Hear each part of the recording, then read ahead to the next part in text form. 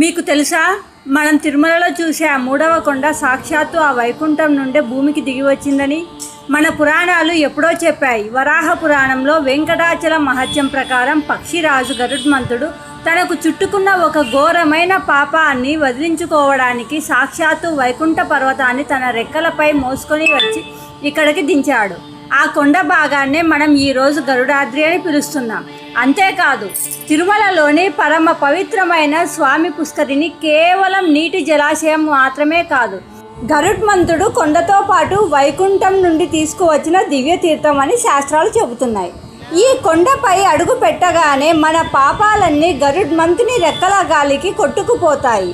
అసలు ఘాట్ రోడ్డులో కనిపించే ఆ గరుడ ఆకారపు రాతి శిల వెనుక ఉన్న అసలైన పౌరాణిక నిజాలు ఏమిటో మీకు తెలుసా? దీని వెనుక ఉన్న పూర్తి వివరాలను, అద్భుత దృశ్యాలను తెలుసుకోవాలని ఉన్నారా? అయితే రేపు మన ఛానల్లో ప్రసారం అయ్యే గరుడాద్రి ఎపిసోడ్ని చూసి దీని వెనుక ఉన్న రహస్యాలను తెలుసుకునే ప్రయత్నం చేయండి.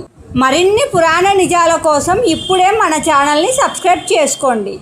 ఓం నమో వెంకటేశాయ.